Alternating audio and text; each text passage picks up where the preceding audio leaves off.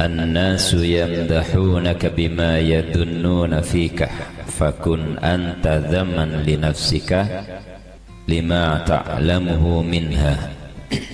Manusia itu memujimu, akan memujimu, kata beliau Ibnu Athaillah, bima yadunnuna fika, dengan apa yang mereka sangkakan baik kepadamu, apa yang mereka anggap baik yang ada padamu, sehingga mereka kemudian memujimu. Fakun anta daman li nafsika, maka hendaklah kamu daman li nafsika, mencaci atau mengoreksi dirimu sendiri dengan apa yang kamu tahu, dengan apa yang kamu tahu, minha, darinya, artinya dari al-qabaih war-radhail, dari keburukan dan juga kehinaan. Ini makalah ini, jadi an-nasu yamdahunaka bima yadunnun, orang biasanya muji kita karena yang ada pada diri kita menurut mereka. Contoh misalkan kita menganggap, kita memuji seseorang itu dermawan, kita memuji seseorang itu alim karena yang kita lihat adalah yang di permukaan, yang di luar. Jadi perilakunya, ibadahnya, amalnya, kedermawanannya, dan semuanya itu yang kita nilai. Akhirnya kita memuji orang itu. Padahal kalau misalkan kebetulan yang dipuji adalah kita, yang disanjung adalah kita sendiri, kan kita tahu kualitas kita masing-masing. Terus misalkan ada orang, umpama, nggak usah pakai contoh orang lain memuji saya, jenengan kalau sholat khusyuk Ustadz gitu. Misalkan, padahal kita tahu bahwa sholat saya sendiri kan tahu sholat saya ini kocar kacir. Wong kadang begitu takbiratul ihram sudah ingat segala hal yang sebelumnya kita lupa, umpamanya. Maka kata beliau, fakun anta dzaman li nafsik, maka hendaklah kamu itu mencaci, mencela dirimu sendiri karena kamu tahu di mana sih kualitas keimanan. Umpamanya suatu saat kita dipuji oleh orang lain, kalau jenengan sabar dalam mendidik anak, jenengan berhasil dalam mendidik anak, umpamanya. Padahal kita tahu kita nggak benar-benar sabar dalam didik anak kita, kita tidak benar-benar telaten dalam membimbing mereka untuk mengerti tentang Allah Subhanahu wa Ta'ala seperti itu. Faman istaqara nafsahu lima ya'lamu minha min al-uyub faqad ata 'alal wardil matlub saluhat bidzalika a'malu. Jadi kalau orang kemudian mengkoreksi dan mencela dirinya sendiri karena dia tahu lima ya'lamuhu minha min al-uyub, dari aib-aib itu, faqad ata 'alal wardil matlub, maka dia akan diberikan apa yang menjadi harapannya atau tujuannya. Saluhat bidzalika a'malu, maka amalnya itu akan menjadi baik. Jadi kalau kita kemudian terlena dengan sanjungan dan pujian, kita akui pujian itu memang layak diarahkan kepada kita, misalkan, maka kita tidak akan pernah menjadi lebih baik. Bahkan kita mungkin bisa jadi sudah merasa cukup dengan yang diberikan oleh Allah Ta'ala atau dengan yang diberikan oleh manusia berupa sanjungan tadi.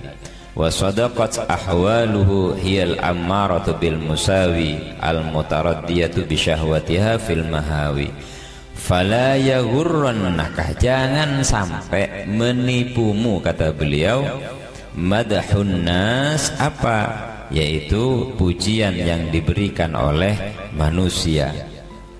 Sebagian orang itu kalau dicaci kuat, direndahkan, dihina, itu kuat biasanya. Banyak orang yang kuat, terutama mereka yang telah latihan kolbunya, mereka yang hatinya telah berlatih untuk terus-menerus memperbaiki diri, memperbaiki kualitas dirinya di hadapan Allah Subhanahu wa ta'ala, maka cenderung kuat kalau dicaci, dihina, direndahkan, diremehkan. Makanya kalimat man arafa nafsahu faqad arafa rabbahu yang sangat populer bagi orang-orang ahlil qalbu, orang yang berusaha memperbaiki hatinya, itu sangat populer kalimat ini. Asyadili Abil Hasan pernah menyampaikan, kenapa orang yang tahu kepada dirinya dia akan tahu kepada Tuhannya? Kalau tahu dirimu itu lemah, maka mestinya kamu harus tahu bahwa yang kuat itu adalah Allah.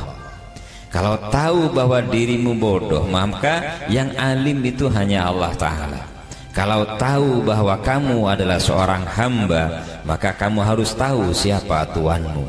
Jadi yang dimaksud tahu kepada sang diri, tahu kepada diri secara zahir seperti tadi. Jadi jangan merasa dan mengaku kalau saya tahu pada diri saya bahwa saya adalah makhluk, tetapi merasa tidak butuh kepada Allah Ta'ala.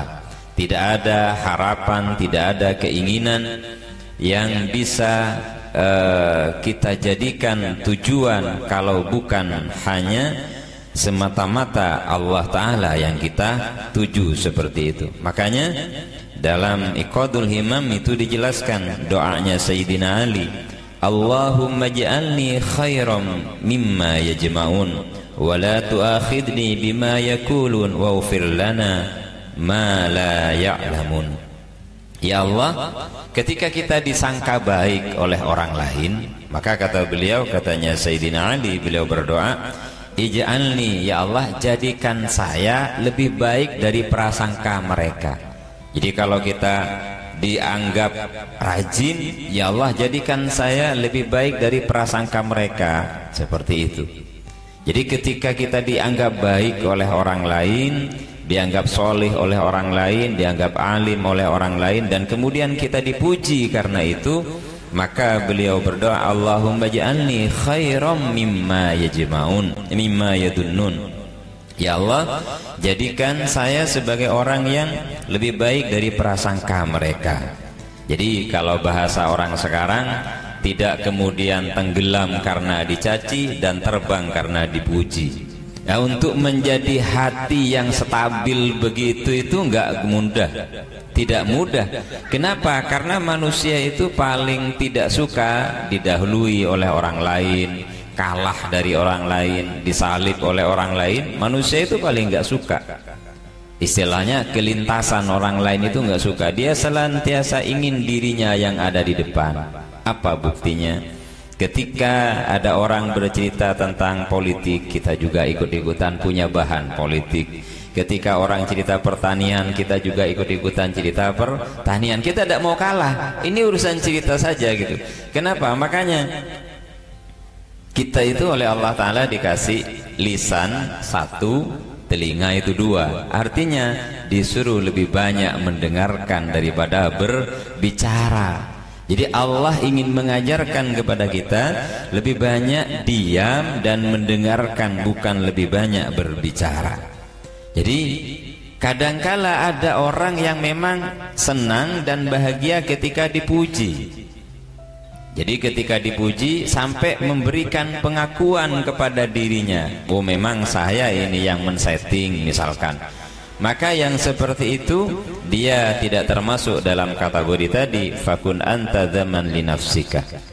Jadi yang tahu kepada kekurangan kita adalah diri kita sendiri, seperti itu. Makanya fa innahu ainul iflas rubama kunta ma'budan inda maulak wa anta la tash'uru bidzaka fakun abadan damman li nafsik. Jadi itu adalah bentuk dari sebuah kebangkrutan, kata beliau. Ketika rubama kunta ma'budan, kadangkala ketika kamu ma'bud, ketika kamu ma'budan inda maulak, ketika kamu menyembah kepada Allah Subhanahu wa taala, wa anta la tash'uru bidzalik, tapi kamu enggak ngerasa gitu.